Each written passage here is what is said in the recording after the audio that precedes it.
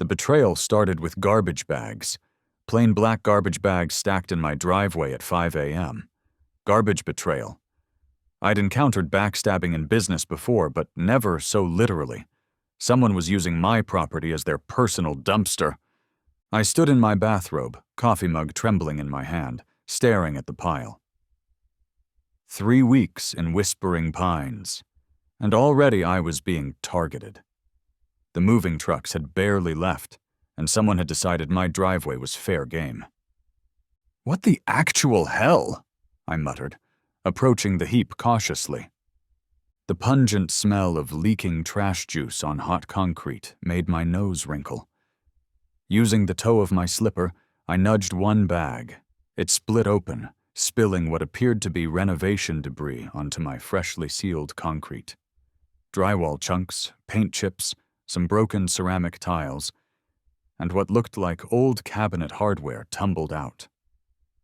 I sighed, went inside to change into proper clothes, and grabbed a pair of work gloves. 7 years running a waste management company, and here I was picking through garbage on my own property. The irony wasn't lost on me. As I sorted through the mess, a voice called from the sidewalk. "Hey there, new neighbor. Whoa, someone left you a housewarming gift, huh?" I turned to see an older man in his 60s with a small dog on a leash. He had the weathered look of someone who spent a lot of time outdoors. "If that's what you call it," I replied, standing up, "I've got bags of garbage in my driveway, and I haven't even thrown a party yet." Let me guess. Did they have little pink slips attached to them? No, just good old-fashioned mystery trash. Why? The mechanical click-hiss of sprinklers starting across the neighborhood punctuated the morning air. "Consider yourself lucky, then. Pink slip means Valerie's already targeting you. She runs the HOA like it's her personal fiefdom." He walked closer, extending his hand. "I'm Ted, 2 doors down on the right." "Mike," I said, shaking his hand. "I just moved in?" "Oh, I know, everyone knows. The old Hartwell place finally sold. Gotta say, we were all wondering who'd buy it, given the circumstances." "Circumstances?" Ted's eyes widened slightly. "You didn't know? The listing history on this place? The price drops?" I shrugged. I got a good deal, that's all I cared about. "There's a reason for that good deal, son. This house has what the realtors call," he made air quotes, "a complicated history with the neighborhood association." "Well, I deal with waste management for a living," I said, gesturing to the trash. "So this is actually right in my wheelhouse. I own Clean Slate Waste Management." Ted whistled. "No kidding. Well, that's convenient." He glanced around nervously. "Listen, friendly advice? Get yourself some cameras. The last owner did right before he, moved on." "Moved on?" "Died," Ted clarified. "Heart attack right after a particularly nasty HOA meeting." I felt a chill despite the morning heat. "Anyway," Ted continued, tugging on his dog's leash, "I better finish our walk before Valerie decides my dog is violating the acceptable pet visibility timeline or some nonsense." As Ted walked away, I noticed a white SUV with Whispering Pines HOA security emblazoned on the side, cruising slowly down the street. It paused briefly in front of my house before continuing on.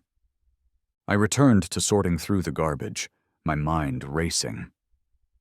As I lifted one of the bags to drag it to my garage, a manila envelope slipped out from underneath. The tab was labeled in neat handwriting. "Renovation approval. Winters, 467 Oakmont Circle." Winters. Why did that sound familiar? I opened the envelope and found HOA paperwork inside, forms for exterior renovation approval for a kitchen remodel. At the bottom of the page was an elegant signature. Valerie Winters, HOA President. Well, wasn't that interesting? The next day, I decided to install security cameras. After the trash incident, I wasn't taking any chances. I'd ordered high-definition wireless cameras with night vision and motion detection, top-of-the-line stuff we used at some of our facilities. I was on a stepladder, mounting the front camera to get a good view of my driveway, when I heard the clip-clop of heels on concrete. "Excuse me, what do you think you're doing?" I turned to see a woman glaring at me from the edge of my driveway. Her arms were crossed over her chest, fingers drumming against her bicep. She was in her early 50s, with perfectly highlighted hair, wearing a cream-colored blouse and tailored slacks that screamed, "I want to speak to your manager." "Installing a security camera," I answered, tightening the last screw. "Someone's been using my driveway as a dump." "That's not approved by the HOA. All exterior modifications require written permission." The waxy, overpowering scent of expensive perfume hit me as she moved closer. I could practically taste the floral notes hanging in the air. I climbed down from my stepladder, wiping my hands on my jeans. A power move. Let her wait while I took my time. "You must be Valerie." Her eyebrows arched. "That's Mrs. Winters to you, and you're in violation of at least 3 bylaws right now." "Only 3? I must be slacking." Her eyes narrowed. "This isn't a joke, Mr. Harrington, Mike Harrington." I extended my hand, which she pointedly ignored. "Mr. Harrington, Whispering Pines has standards. Standards that were clearly outlined in your homeowner packet. Did you even read it?" "I've been a bit busy dealing with the trash someone dumped in my driveway. Funny coincidence. I found your renovation paperwork mixed in with it." Her face remained impressively neutral, but a muscle twitched near her eye. "I have no idea what you're talking about," she said coldly. "But I do know that unauthorized surveillance equipment, improper waste disposal, and—" She glanced at my company truck parked in the driveway. "Commercial vehicles violate our covenants." From her designer handbag, she produced 3 pre-printed violation notices, each a different color, and handed them to me with a flourish. "You have 72 hours to comply or face fines of $100 per day per violation." "You know," I said, examining the papers, "most people would start with a friendly introduction, maybe a welcome basket. This isn't a social call, Mr. Harrington. This is about maintaining property values and community standards." "Right," I nodded. "And does dumping construction waste on your neighbor's property fall under community standards?" Her lips pressed into a thin line. "I'll be watching you very closely." "Funny, that's why I'm installing these cameras, so I can watch very closely too." As Valerie turned to leave, I noticed a police cruiser pulling up to the curb. Great, just what I needed. The officer who approached was in his 30s, fit, with the patient but alert expression of someone who deals with ridiculous situations for a living. "Officer Dave Riley," he introduced himself. "We received a call about a disturbance." Valerie immediately stepped toward him. "Yes, officer. This man is harassing me and has installed unauthorized surveillance equipment." "On my own property," I clarified. "And the only harassment happening is the trash being dumped in my driveway." "Sir, we've received a complaint about illegal dumping," Officer Riley said. "Yeah, I'm the one being dumped on. Mrs. Winters says you've been bringing commercial waste into a residential area." The crackling static of the police radio filled the momentary silence. "Officer, I literally own a waste management company.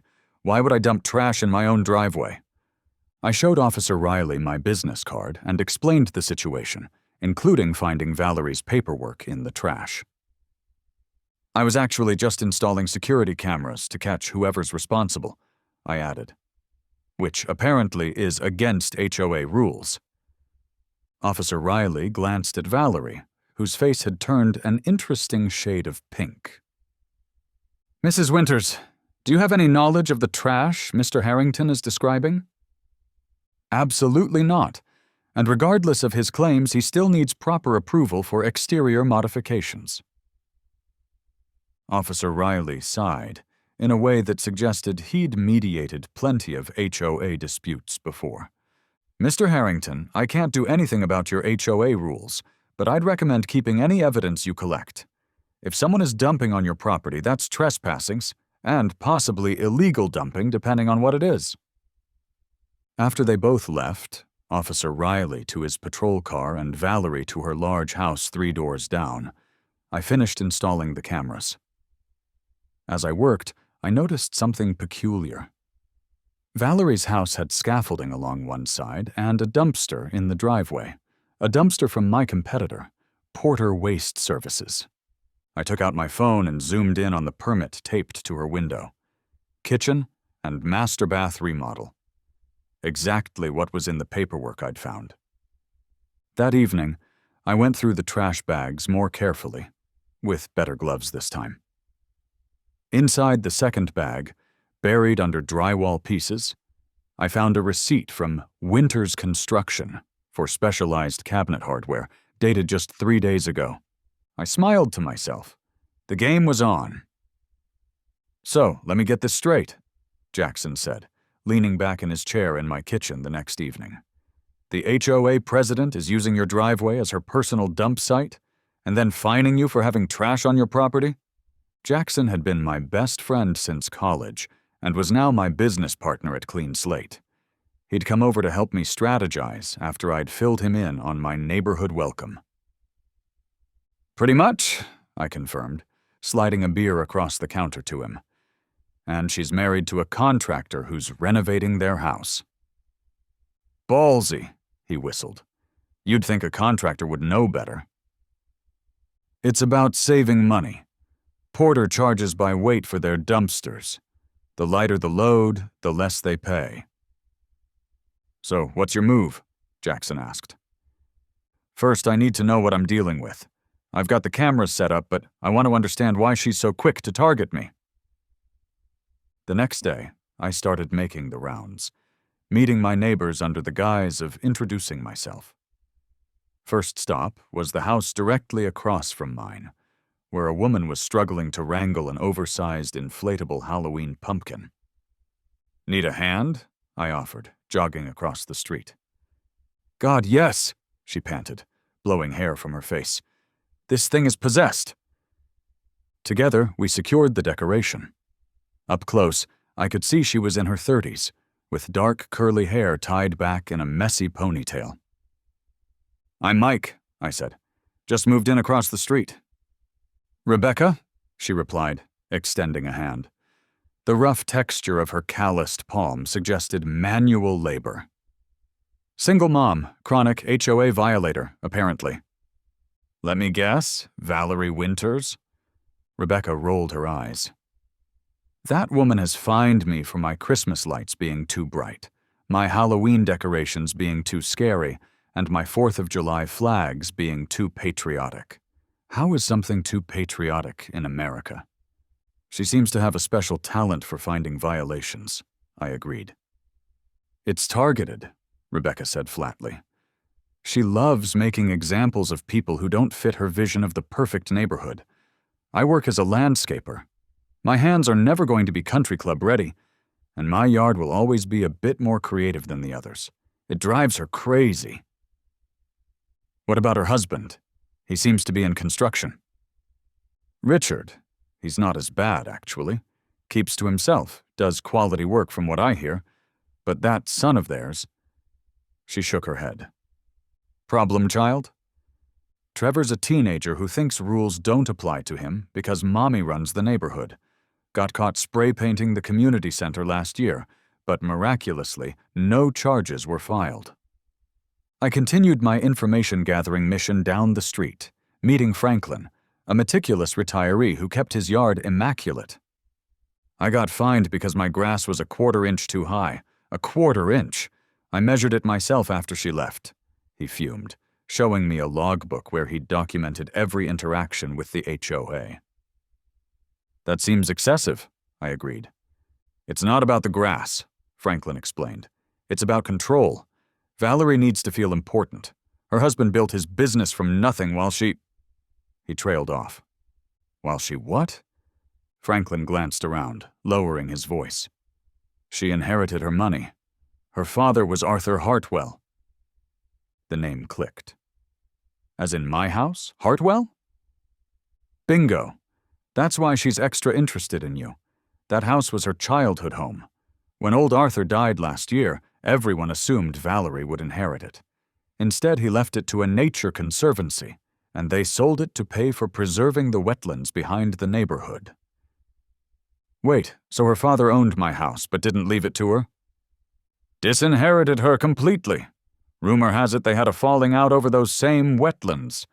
She and Richard wanted to develop the land for housing, but Arthur was dead set against it. Next thing you know, he changes his will and leaves everything to conservation. I thanked Franklin and headed home, my mind racing. This wasn't just random harassment. It was personal. That night, my security system alerted me to movement on my driveway. I checked my phone and watched in real time as a luxury SUV pulled up with its lights off. Two figures emerged. A middle-aged man directing a teenage boy where to place bags of debris, while a woman remained in the driver's seat. I watched the footage again, stunned at their boldness. The timestamp showed 2:38 a.m. Valerie's husband directed their teenage son where to stack the bags while she sat in their luxury SUV, headlights off, engine running. Gotcha, I whispered to the screen, a smile spreading across my face. I immediately texted Jackson. Remember that waste auditing service we were considering? I think I just found our first client, and I'm going to need a dumpster, a big one, right on my front lawn. Dude, this is either the dumbest or most brilliant thing we've ever done, Jackson said, adjusting the perfectly centered dumpster on my lawn. Both, definitely both, I replied, hammering in the clean slate waste management sign next to it. Jackson thumped the side of the empty dumpster, producing a hollow metallic sound that echoed down the street. You think she'll back off? No chance. But now we're playing by my rules. The dumpster was massive, bright blue with our company logo emblazoned on the sides.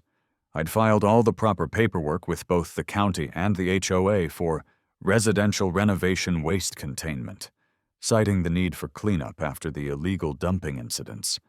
It was technically within regulations, I'd checked, but it was also a deliberate eyesore. Within an hour, I had company. Carlos and his crew pulled up in a truck loaded with equipment. So, let me get this straight, Carlos, my contractor, said with an amused expression. You want us to make it look like we're doing major renovations, but actually do minor cosmetic work that won't violate any codes? Exactly. I need activity, dust, trucks, and noise. All perfectly legal, but absolutely irritating. Man, I've done some petty jobs before, but this might take the cake, he laughed. I'm in. Carlos was an old business contact who'd helped with office renovations at Clean Slate. I trusted him to understand the delicate balance of what I needed. Enough legitimate work to justify the permits, but with maximum disruption potential. By noon, we had scaffolding up, tarps laid out, and the sounds of power tools filled the air. I'd approved some actual improvements: new exterior paint, landscaping, and a patio extension. But the primary goal was visibility. I didn't have to wait long for a reaction. At precisely 12:45 p.m., Valerie's luxury SUV screeched to a halt in front of my house. "You cannot have that monstrosity on your lawn!" she shrieked, pointing at the dumpster as if it had personally insulted her ancestors. Actually, I can. It's a registered commercial waste container for my ongoing home renovations. All paperwork has been filed with the county and the HOA. I never approved this. Check your inbox. I submitted everything electronically with red receipts. You opened it yesterday at 3:42 p.m. Her face flushed. I savored the moment, taking a slow sip from my coffee mug. This is not appropriate for our community aesthetic, she sputtered. Neither is dumping construction waste on my property at 2:38 in the morning. But here we are.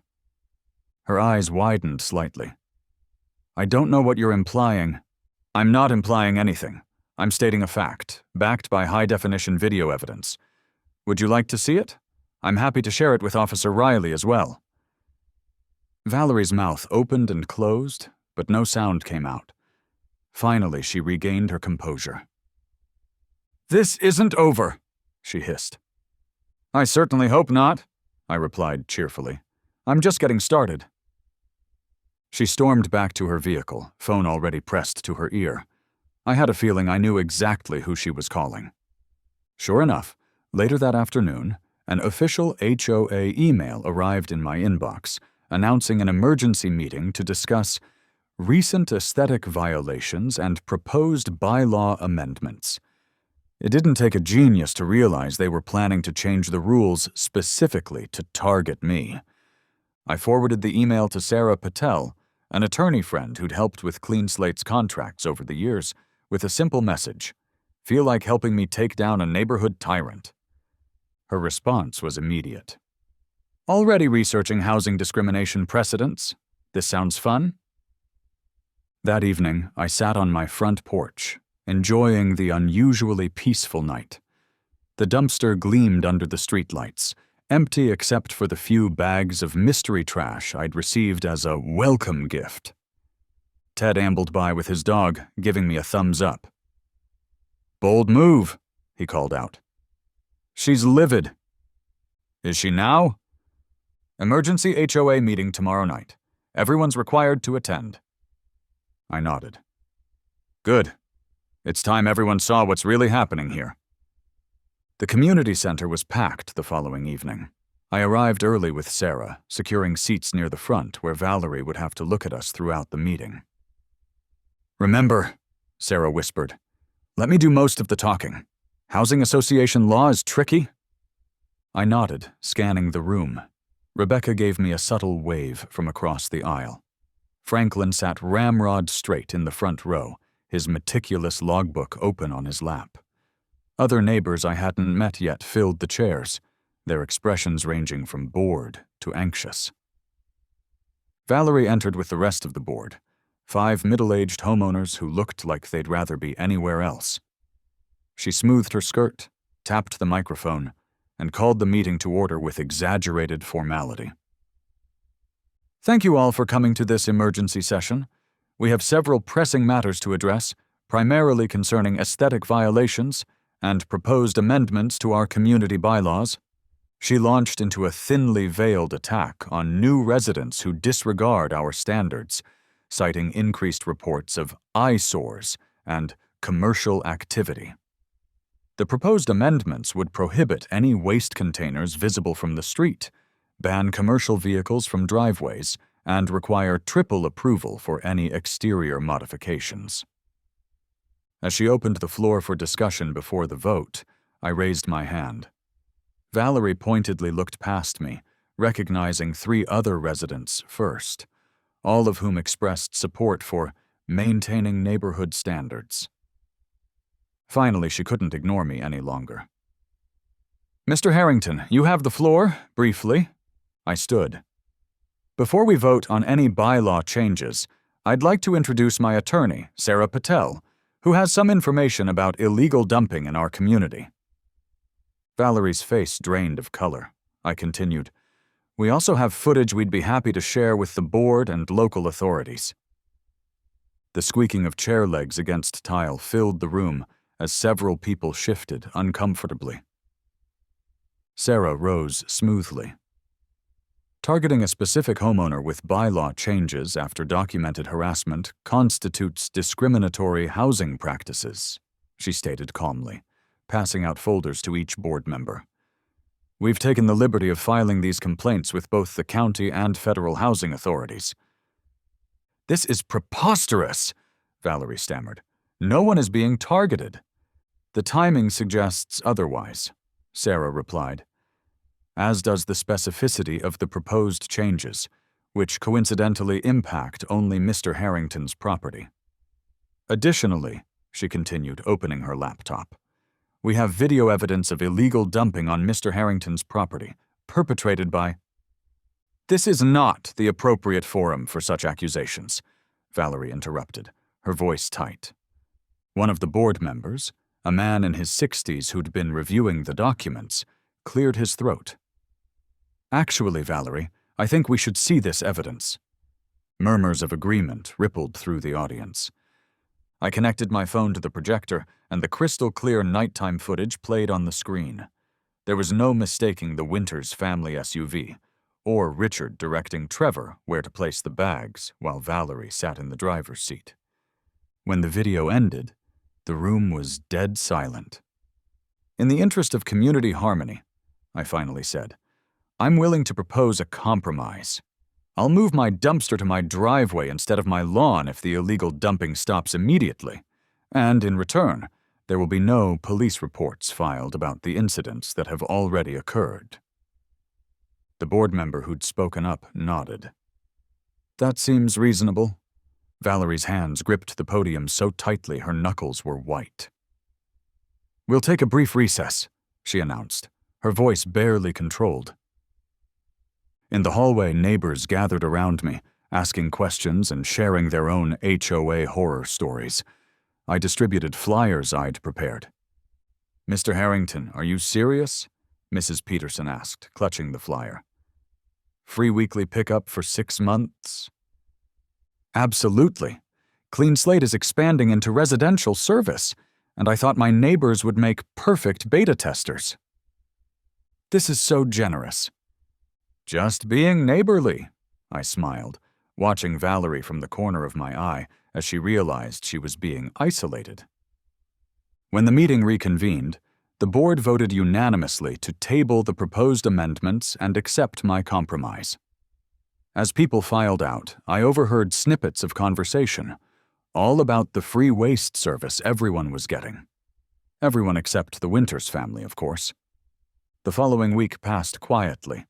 I moved the dumpster to my driveway as promised, and Carlos's crew continued their work at a reasonable pace. The neighborhood trash pickup commenced, earning goodwill and potential future customers. I thought perhaps Valerie had admitted defeat, until Jackson called me at the office on Friday. We've got a problem, he said. Environmental inspector just showed up. Anonymous complaints about improper waste handling. I sighed. Let me guess, all filed within the last week? Looks that way. How do you want to handle it? I'll be right there. Give them the full tour. We have nothing to hide. When I arrived at our facility, Inspector Carver from the EPA was examining our sorting operation with a skeptical expression. Mr. Harrington, I'm Inspector Carver from the EPA. We've received multiple complaints about improper waste handling at your facility. I'm not at liberty to discuss the timeline or sources. Of course not. Well, let me give you the grand tour. We're actually certified at the highest level for sustainable waste management. Unlike most waste facilities, ours was designed to be as clean and efficient as possible. The surprisingly fresh, almost earthy smell of our immaculate waste sorting facility was often remarked upon by first-time visitors. By the end of the tour, Inspector Carver seemed impressed despite himself. I have to say, Mr. Harrington, this isn't what I expected based on the complaints. I'd be curious to know what exactly was alleged, I said casually. Multiple reports of hazardous materials being improperly disposed of, specifically construction waste containing asbestos and lead paint. I raised my eyebrows. Interesting. We specialize in proper disposal of exactly those materials. In fact, we just launched an audit program for construction companies to ensure compliance. Inspector Carver made a note. I'll need to file follow-up reports, but I'm not seeing evidence of violations here. As he left, I couldn't help but feel Valerie had just handed me my next move. When I returned home that evening, I found my company truck vandalized in the driveway. The words "Trash Man" were spray-painted across the door with a crude drawing of a rat. The paint was still wet, dripping down the company logo. You've got to be kidding me, I muttered, pulling out my phone to check the security camera. The footage showed Valerie's teenage son, Trevor, hoodie pulled up, face partially visible as he tagged my vehicle. He'd been careful to approach from the side, where the camera coverage was weaker, but not careful enough. I called Officer Riley, who arrived promptly. He sighed when I showed him the footage. That's definitely vandalism, and that's definitely the Winters kid. I'd like to press charges, I said firmly. I'll need to take statements and process the report. This kind of situation usually ends up in juvenile court and restitution. Fine by me. I also have something else you might be interested in.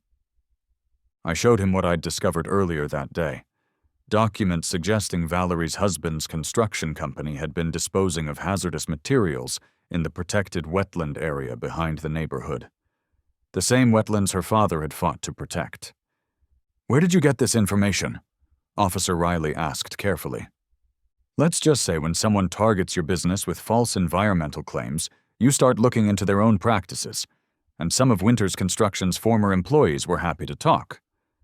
Officer Riley studied the documents. "I'll need to pass this along to our Environmental Crimes Unit and the EPA. This is beyond my jurisdiction." "I understand. I just want the harassment to stop." As Officer Riley left, I noticed Trevor watching nervously from down the street. This was about to get much more complicated for the Winters family. The next few days brought a flurry of activity. Trevor was charged with vandalism and ordered to pay for repairs to my truck. Richard Winters called, almost pleading, to discuss an alternative arrangement for his son's punishment. I agreed to meet him at a coffee shop downtown.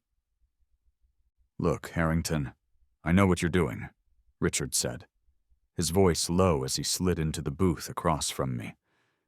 "This has gone far enough." "Funny. I was thinking the same thing about the toxic waste your company dumped in the conservation area." His face hardened. "That's a serious accusation." "With serious evidence to back it up." The sharp smell of whiskey on Richard's breath wafted across the table as he leaned in threateningly. "What do you want? Money?" I laughed. "No, Richard. I want something much more valuable in Whispering Pines. I want your wife to back the hell off." He sat back, running a hand through his thinning hair. "You don't understand. Valerie's complicated. That house means everything to her." "The house her father didn't leave her?" Richard's eyes widened slightly. "You know about that?" "I know enough. I know she's been harassing me since day one because of who previously owned my house. I know she's using your company to cut corners on waste disposal, and I know your son is facing criminal charges because of her vendetta." Richard stared into his coffee. "My company's already under investigation because of your tip to the EPA." "Not my tip. Your company's former employees. I just connected the dots." "Either way, I'm looking at possible jail time. Valerie doesn't know yet." I studied him carefully. Richard Winters didn't look like a master criminal. He looked like a man who'd made bad decisions under pressure. "Why did you do it? The wetlands dumping?" "Cost-cutting at first. The economy hit construction hard. Then it became..." He hesitated. "A habit? A business model?" "Something like that." He sighed. "Valerie has expensive tastes. The truth is, I've been barely staying afloat for years." "And your wife doesn't know?" "Valerie sees what she wants to see. She grew up with money, expects to have money. When her father cut her off and then left everything to conservation, she..." He trailed off. "She what?" "She snapped. She's obsessed with your house. It's not just about the property, it's what it represents. Her father chose nature over her." I processed this information, recalibrating my approach. "Here's my offer. Your son works for me, cleaning up the wetlands as community service. You cooperate fully with the EPA investigation, and you make sure your wife understands that any further harassment will result in every piece of evidence I have going public." Richard hesitated. "And in return?" "I'll put in a good word about your cooperation. Can't promise anything legally, but it might help." He nodded slowly. "I'll talk to Valerie." "Good. One more thing. All those trash bags you dumped on my property, I expect them to disappear from my driveway, and I expect you to pay for proper disposal through my company, of course." Richard grimaced, but nodded again. "Fair enough." As Richard left, I felt oddly unsatisfied. The confrontation I'd been building toward had fizzled into something more complicated than simple revenge. I called Jackson. "How do you feel about a new community initiative?" I asked him. "Something involving wetland restoration?"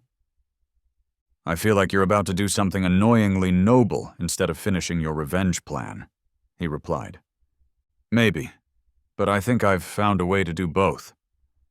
The next day, I partnered with Agent Torres from the EPA Criminal Investigation Division to set up a sting operation targeting Winters Construction's illegal disposal practices. "So you'll pose as a new client?" I confirmed with Agent Torres. "Yes, we'll approach Winters Construction about a job with specific waste disposal requirements that would be prohibitively expensive to handle legally."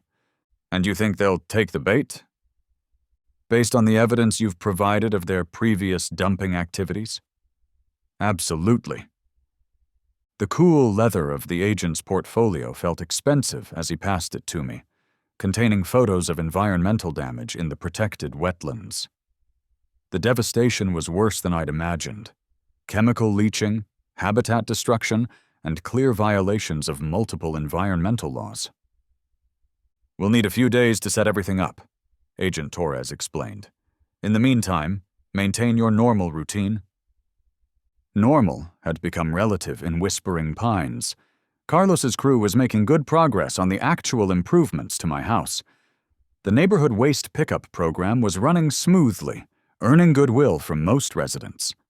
I'd even started attending the weekly coffee meetup at the community center. It was at one of these gatherings that I heard about the next emergency HOA meeting. "She's trying to invoke the Commercial Activity Clause," Rebecca whispered to me over her mug. "Claiming your waste service violates the residential-only restrictions." After all this? She's desperate. People are talking about voting her out at the next board election, especially after what happened with Trevor. I sighed. "When's the meeting?" "Tomorrow night. She's fast-tracking it." I immediately texted Sarah Patel, who agreed to join me again. "Round 2, she texted back. "Bring popcorn." The second emergency meeting was even more crowded than the first. News of the EPA investigation into Winters Construction had spread, along with rumors about Trevor's vandalism case. When Valerie called the meeting to order, her voice wavered slightly. "The bylaws clearly state that homeowners engaged in ongoing commercial activity can be subject to forced sale of their property," Valerie announced triumphantly, once she'd outlined the complaint against me. "Interesting interpretation," Sarah Patel replied coolly. "However, that would apply to nearly half the residents here who work from home, including yourself, Mrs. Winters, with your interior design consultations." A murmur rippled through the crowd. "That's different," Valerie stammered. "Those are professional services." "Yes, and waste management is an essential service, particularly environmental consultation, which is what Mr. Harrington primarily does from home. His actual waste processing occurs at his commercial facility." I kept my expression neutral, but inside I was giving Sarah a standing ovation. The board voted for, 1 against Valerie's motion, with only Valerie voting in favor. As the meeting adjourned, Richard approached me in the hallway, looking haggard. "We need to talk," he muttered. "Not here." I nodded and followed him outside to the parking lot. The crisp evening air carried the earthy scent of recent rain, a welcome relief from the stuffy community center. "The EPA contacted me today," he said, leaning against his car. "They want to meet about a potential new client." "And you think it's a setup?" "I know it is." His shoulders slumped. "But Valerie's insisting I take the meeting anyway. Says we need the money more than ever now." I raised an eyebrow. "She doesn't know about the investigation?" "She knows something's happening, but she's convinced it's your fault, not because of anything we actually did wrong." He ran a hand through his hair. "I tried to tell her we should cooperate. Come clean about the wetlands, but she won't hear it. Says her father's land is rightfully hers, and she can do whatever she wants with it." "It's not her land, Richard. It belongs to the Conservation Trust now. Try telling her that." He glanced toward the community center where Valerie was still inside, berating the board members. "She's going to do something desperate. I can feel it." "Like what?" "I don't know. But she was on the phone all afternoon with someone. Kept saying things like tonight would be perfect and make sure it can't be traced." A chill ran up my spine that had nothing to do with the evening air. "You think she's planning something for tonight?" Richard wouldn't meet my eyes. "I'm not saying anything. I just thought you should be careful." As he walked away, I immediately called Officer Riley. "Based on what you're telling me, I can drive by your place a few times tonight, but I can't station a patrol there without more concrete evidence," he said after I explained the situation. "I understand. Just wanted to give you a heads up in case something happens." I hung up and texted Jackson. "Possible situation at my house tonight. Valerie might be planning something." His response was immediate. "On my way with the truck. We'll set up a stakeout." An hour later, Jackson and I sat in his blacked-out clean slate pickup down the street from my house, watching through night vision binoculars. "This is the dumbest stakeout ever," Jackson complained, munching on chips. "We look incredibly suspicious." "Less suspicious than sitting on my front porch with shotguns," I replied, adjusting the binoculars. "Marginally." At 11:23 p.m., our patience was rewarded. A nondescript white van with no markings pulled up across from my house. Two figures in dark clothing emerged, carrying what looked like canisters. "Are those—" Jackson started. "Paint sprayers," I confirmed, already dialing Officer Riley. "They're going to tag my house." "Or worse," Jackson muttered, pointing as one of the figures pulled out what appeared to be a knife. I quickly relayed what we were seeing to Officer Riley, who promised to be there in 3 minutes. "Don't engage," he warned. But as we watched, the individuals began slashing my garbage bags and spreading the contents across the lawn.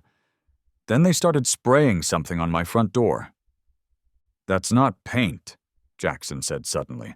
"That smells like chemicals." The acrid scent drifted to us even from our position down the street. It burned my nostrils and made my eyes water. "That's industrial solvent," I realized with horror. "It'll eat right through the door finish and possibly compromise the structure." "Screw waiting," Jackson said, starting the engine. "They're damaging your property with hazardous materials." We drove up with the high beams on, catching the vandals in the act. They froze momentarily, then scrambled back toward their van. "Police are coming!" I shouted, jumping out of the truck. "You might want to consider not being here when they arrive." One of the figures turned toward me, and in the beam of the headlights I caught a glimpse of a familiar face beneath the hood. Not Trevor Winters as I'd expected, but an adult I'd seen working for Richard's construction company. They peeled away just as Officer Riley's cruiser turned onto the street, lights flashing. "They went that way," Jackson pointed, as Riley pulled up. "I'll put out an alert," Riley said, exiting his vehicle. "Did you get a plate number?" "Better," I replied, pointing to my security cameras. "I got faces." As we reviewed the footage, the extent of the damage became clear. They'd spread garbage across my lawn, slashed my garbage bags, and sprayed industrial solvent on my front door, which was already bubbling and peeling. That's property damage, vandalism, illegal dumping, and improper disposal of hazardous materials, Riley listed, taking notes. And based on this footage, those are employees of Winters Construction. Not Trevor or Richard? No, but it doesn't matter. If they work for Richard, he's liable. I nodded, a sick feeling growing in my stomach. I don't think Richard ordered this, but I know who did. Officer Riley's radio crackled. "Units responding to a 10-54 at 467 Oakmont Circle. Possible domestic disturbance." That was Valerie's address. "I need to go," Riley said. Will you be okay here? Yeah, we'll start cleaning up. Let me know what happens. After Riley left, Jackson and I surveyed the damage. You know, for someone who deals with waste management, you sure attract a lot of garbage, he joked weakly. Tell me about it, I sighed, grabbing gloves from his truck. Let's contain that solvent before it does more damage. As we worked, more police cruisers raced toward the Winters residence. Something serious was happening over there. It wasn't until morning that I learned what had transpired. Richard had confronted Valerie about the vandalism, which she'd apparently arranged without his knowledge. The argument had escalated until neighbors called the police. When officers arrived, they found Richard packing his bags, Valerie screaming at him, and evidence throughout their home of both the vandalism plot and the illegal dumping operation. Richard had finally snapped and was gathering evidence to turn himself in. They're both being questioned, Officer Riley informed me when he stopped by to take additional statements. Richard's cooperating fully, detailing years of environmental violations and Valerie's role in covering them up and harassing neighbors. And Trevor? With his grandparents for now. Poor kid was sleeping through the whole thing. Apparently he had no idea about most of it.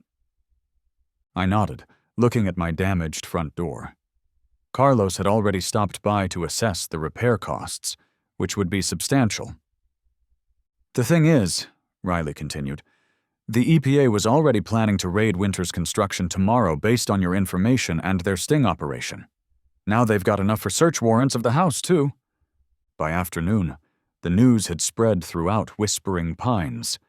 EPA agents in hazmat suits were examining the wetlands behind the neighborhood. Journalists had gathered at the community entrance. The HOA board called an emergency session to distance themselves from Valerie. I sat on my porch, watching the chaos unfold with mixed emotions. This wasn't exactly the outcome I'd wanted. Yes, Valerie was facing consequences, but so was Richard, and Trevor's life was upended. The neighborhood was in turmoil. Jackson joined me, handing me a beer. Congratulations, you won. Why do you look so miserable? Because it doesn't feel like winning, I admitted. It feels like everyone lost. Welcome to the wonderful world of revenge, he said. It's never as satisfying as the movies make it seem. I took a long pull from my beer. So what now? Now we clean up the mess. It's what we do, right?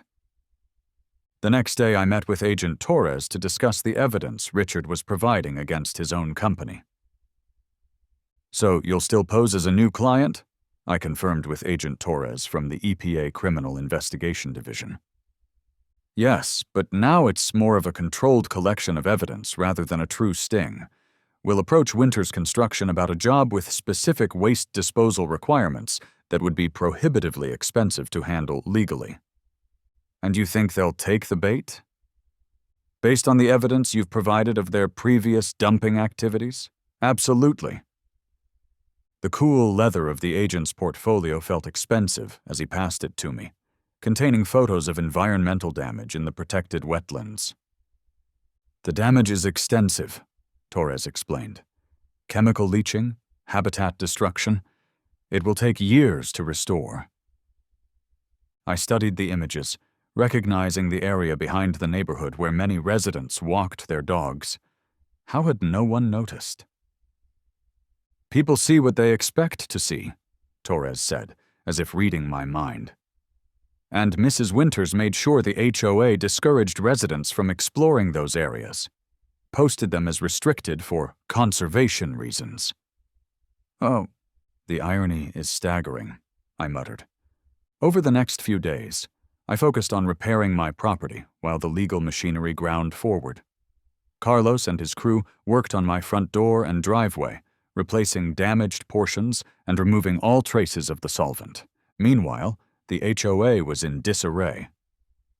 With Valerie under house arrest pending charges and Richard cooperating with authorities, the board called yet another emergency meeting to elect interim leadership. This community needs stability, Franklin declared, standing with his meticulous logbook. We need someone who understands regulations but won't abuse them. All eyes turned to me. Oh, hell no, I said immediately. I'm the last person who should be on the HOA board. Actually, Rebecca countered, you might be exactly who we need. Someone who can't be pushed around and who actually understands regulations. The stuffy warmth of the overcrowded community center made me uncomfortable. Or maybe it was the prospect of taking on HOA responsibilities. Bodies packed together in metal folding chairs stared at me expectantly. I looked around the room at my neighbors, people I'd come to know during this absurd waste war. They actually trusted me. That was unexpected. I'll help with the transition, I found myself saying, but only as an advisor, not as president. Relief washed over the crowd. They nominated Franklin as interim president, with Rebecca and 2 others forming the board. I agreed to consult on updating the bylaws to prevent future abuses of power. After the meeting, I drove past the Winters residence. The house looked deserted, the renovation scaffolding abandoned, the Porter waste dumpster overflowing and neglected. I slowed when I noticed a figure sitting on the front steps. Trevor Winters, hunched over his phone, looking lost. I pulled over, hesitating before getting out. This kid had vandalized my truck, but he was also a victim of his parents' choices. "Hey," I said awkwardly, approaching. "You hungry?" He looked up, surprise crossing his face. "Why would you even talk to me? I vandalized your truck." "Yeah, about that. You're helping me repaint it this weekend. Consider it community service." A ghost of a smile. "That's fair." We ended up at the diner by the highway, Trevor demolishing a burger while I picked at fries. "So what happens now?" I asked. "Are you staying with your grandparents?" He nodded. "Mom's lawyers are trying to get her out on bail. Dad's still cooperating with the feds. Nobody really tells me anything." "That's rough." "The worst part is, I didn't even know what they were doing in the wetlands. I just thought my dad was cheap about garbage disposal." He pushed his plate away. "Everyone at school is talking about it, calling my dad a criminal and my mom crazy." "Kids can be cruel," I acknowledged, "but this will blow over." "Easy for you to say, you won." I sighed. "Trust me, kid, nobody won here. Your parents made bad choices, but that doesn't define you." Trevor studied me suspiciously.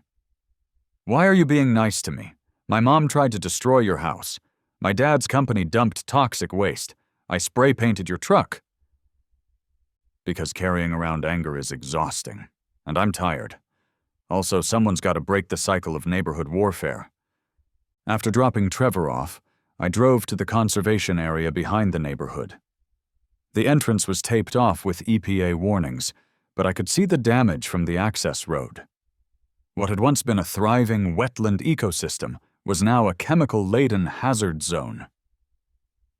"The irony," Rebecca explained as we walked the overgrown trails the next day, having gained special permission from the EPA to survey the damage, is that her father left it to the Conservancy because he knew Valerie would develop it, but the Conservancy doesn't have the resources to maintain it either. I stopped, looking around at the natural beauty that was slowly being reclaimed by invasive species and damaged by illegal dumping. An idea began forming. A way to clean up more than one kind of mess. "What if we turned the damaged wetlands into an environmental education center?" I suggested. Clean Slate could sponsor it, provide expertise on restoration, and the community service sentences for the Winters family could be served helping to rebuild what they damaged. Rebecca looked at me like I'd grown a second head. "You want the people who destroyed this place to help restore it?" "Sometimes the people who create the problem are exactly the ones who need to fix it," I replied. "Besides, I'm in waste management. Turning garbage into something useful is literally my job description." My proposal to the environmental authorities was met with skepticism at first. Agent Torres frowned as I outlined my plan in the clean slate conference room. "Let me get this straight," he said. "You want convicted environmental criminals to work on an environmental restoration project? As their punishment?" "Under supervision, with proper training," I clarified. "And only after they've served whatever jail time is deemed appropriate. This would be part of their community service and restitution." "It's unorthodox," Torres admitted. "So is dumping toxic waste in protected wetlands," I countered. "But traditional punishments just create more waste. Wasted time, wasted potential, wasted opportunity for restoration." Jackson, who'd been uncharacteristically quiet throughout the meeting, finally spoke up. "I hate to admit it, but Mike's right. We have the expertise to oversee this properly, and forcing the Winters to literally clean up their own mess has a certain poetic justice to it." Torres tapped his pen against his notepad. "I'll present it to the prosecutor, but I can't make any promises." That evening, I was surprised by a knock at my door. Richard Winters stood on my porch, looking haggard but resolute. "Look, Harrington, I know what you're doing," Richard said, his voice low. "This has gone far enough." "Funny, I was thinking the same thing about the toxic waste your company dumped in the conservation area." His face hardened. "That's a serious accusation." "With serious evidence to back it up." The sharp smell of whiskey on Richard's breath wafted between us as he leaned in threateningly. "What do you want? Money?" I laughed. "No, Richard. I want something much more valuable in Whispering Pines. I want your wife to back the hell off." "She's facing criminal charges. Her reputation is destroyed, and our company is bankrupt. How much more backed off can she get?" "I'm not interested in destroying your family, Richard. I'm interested in restoring the damage you've done." I outlined my proposal for the Wetlands Restoration Project and Educational Center. Richard listened with growing confusion. "Why would you do this?" he asked finally. "After everything Valerie did to you?" "Because I'm tired of the war, and because your son deserves better than parents in prison and a toxic inheritance." Richard's eyes welled up unexpectedly. "Trevor," he whispered. "What happens to him in all this?" "That depends on what you do next. You can fight the charges and probably lose badly, or you can cooperate fully, make restitution, and start rebuilding something worthwhile." He nodded slowly. "I'll talk to my lawyer." Over the next week, things moved quickly. The EPA approved my proposal as part of a larger settlement with Winters Construction. The HOA board unanimously voted to partner with the Conservation Trust on the restoration project. Clean Slate would provide expertise and equipment, while community volunteers would supply labor. Richard's cooperation led to reduced charges, though he still faced significant fines and probation. Trevor began working weekends at Clean Slate, learning about proper waste management and environmental remediation. Valerie remained under house arrest, her case more complicated due to her role in orchestrating harassment and vandalism on top of the environmental crimes. She refused all plea deals, insisting she'd done nothing wrong. I was finishing up paperwork in my home office when Officer Riley stopped by with an update. "Thought you'd want to know," he said, accepting the coffee I offered. "We found evidence at the Winters house linking Valerie to 3 other incidents of property damage in the neighborhood over the past 2 years. She's been waging a systematic campaign against anyone who challenged her authority."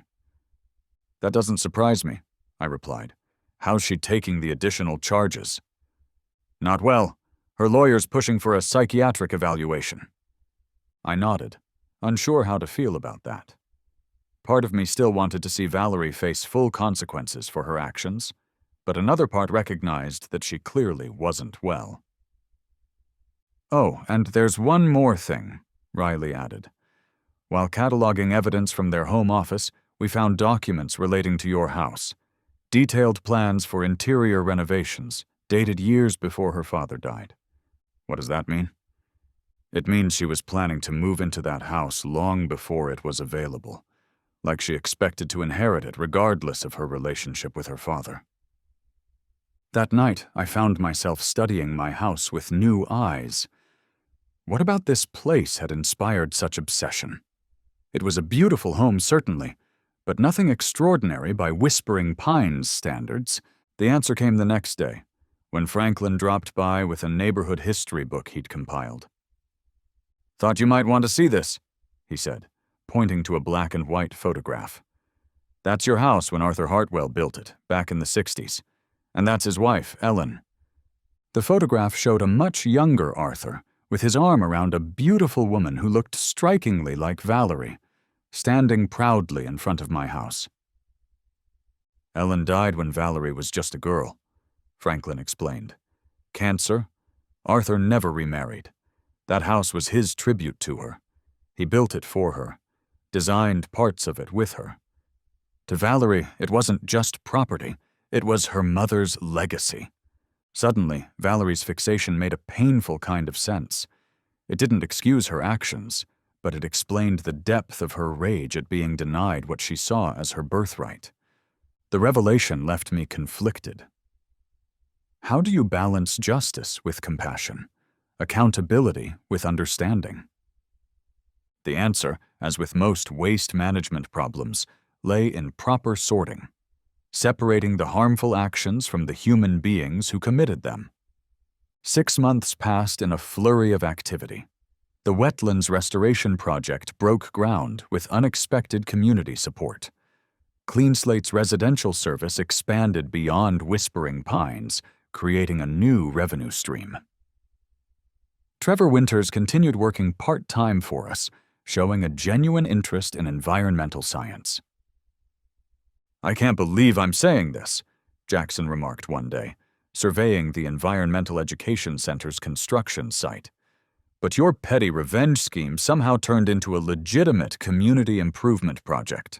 "I prefer to think of it as recycling a bad situation," I replied, watching as Richard and his son led a group of volunteers through the newly cleared trails, explaining the restoration process. The sweet scent of native wildflowers blooming along the newly established paths filled the air, a promising sign of recovery. Richard had served 30 days in jail and was now completing his community service hours as our resident expert on what not to do with construction waste. His contrition seemed genuine, his expertise valuable. Valerie's case had taken longer to resolve. After a psychiatric evaluation confirmed severe anxiety and obsessive-compulsive tendencies exacerbated by grief, she accepted a plea deal.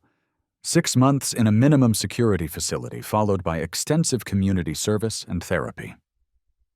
Today was her first day back in the neighborhood, and tension hung in the air at the education center's soft opening. I spotted her standing awkwardly at the edge of the celebration, looking both out of place and somehow diminished without her designer clothes and imperious attitude. Our eyes met. I nodded slightly. She hesitated, then nodded back. "Is that a truce?" Rebecca asked incredulously, following my gaze. "Let's call it a managed waste agreement," I said. "Some things can't be recycled, but they can be contained." The new HOA was functioning smoothly with Franklin's meticulous oversight and Rebecca's practical approach. I'd helped rewrite the bylaws to prevent future abuses, then stepped back from active involvement. Clean Slate had launched a community education division, with Richard Winters ironically working there as part of his plea deal. His knowledge of construction waste combined with our environmental expertise created a unique program for contractors. As the event wound down, I found myself alone with Ted, who'd become a regular dinner guest and friend. "You know," Ted said, leaning on the fence between our properties, "when you first moved in, I gave you 6 months before Valerie drove you out." "Honestly? I nearly listed the house after that first week of trash dumps." "What made you stay and fight?" I thought about it, watching the community gathering at the center that had emerged from our ridiculous waste war. "Professional pride, I guess. I've spent my career telling people there's no such thing as throwing something away. There's only moving it somewhere else." I smiled. Some people just need a more hands-on demonstration of that concept. Later that week, I was sorting through some old boxes in my attic when I discovered a photo album that must have belonged to the previous owner. Inside were family photographs: Arthur, Ellen, and a young Valerie playing in the backyard of what was now my house. The little girl's smile was radiant, uncomplicated by the bitterness that would later define her. On impulse, I selected one of the happier photos.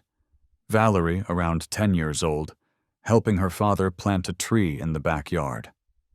The same tree that still stood outside my window. I placed it in an envelope and wrote a simple note. Some things are worth preserving. Trash man. That evening, I dropped it in Valerie's mailbox and walked away, feeling lighter than I had in months. The garbage war was over. The real cleanup had begun.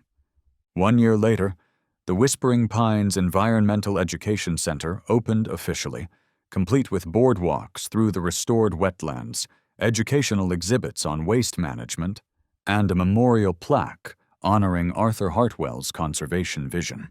Richard Winters had completed his community service but continued working with Clean Slate's education division. Trevor was heading to college on an environmental science scholarship, his past mistakes transformed into valuable perspective. Valerie had completed her sentence and therapy, emerging quieter but more grounded. She volunteered at the center occasionally, sharing her father's stories with visitors. My house had become home. Its complicated history, now just another layer in its foundation. The neighborhood had healed, transformed not despite the conflict, but because of how we chose to resolve it. Sometimes the worst dumping grounds become the most beautiful restoration sites. It just takes the right kind of waste management expertise and the wisdom to know that even the most toxic situations can be transformed with enough time, effort, and care.